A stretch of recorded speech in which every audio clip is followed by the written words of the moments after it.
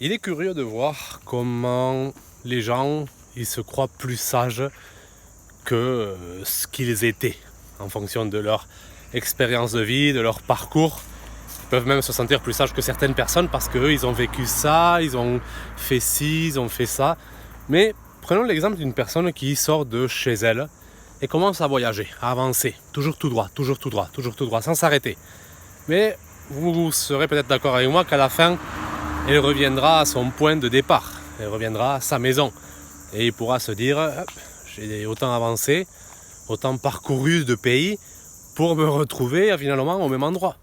Donc à la fin, tu te dis, je me suis autant fatigué. Si tu ne savais pas que la Terre était ronde, mais tu peux découvrir avec amertume que autant marcher, autant me fatiguer pour revenir à ce point.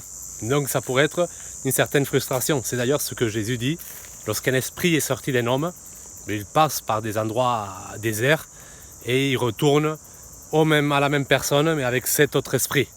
Donc ça veut dire qu'à la fin, la personne, elle peut justement se dire, je me suis autant fatigué, autant j'ai étudié autant de livres, j'ai essayé de me cultiver autant pour à la fin me rendre compte que je ne sais pas plus de ce que je savais avant. Et cela peut amener, c'est cet esprit justement, c'est de l'amertume, des sensations nouvelles qui, voilà, on pourrait juger ça comme une certaine sagesse, oui, et en même temps, non, parce que je me serais bien passé de ça aussi. Donc voilà un peu mon point de vue à ce sujet.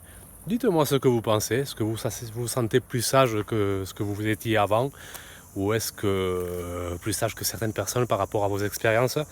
Dites-moi ce que vous pensez.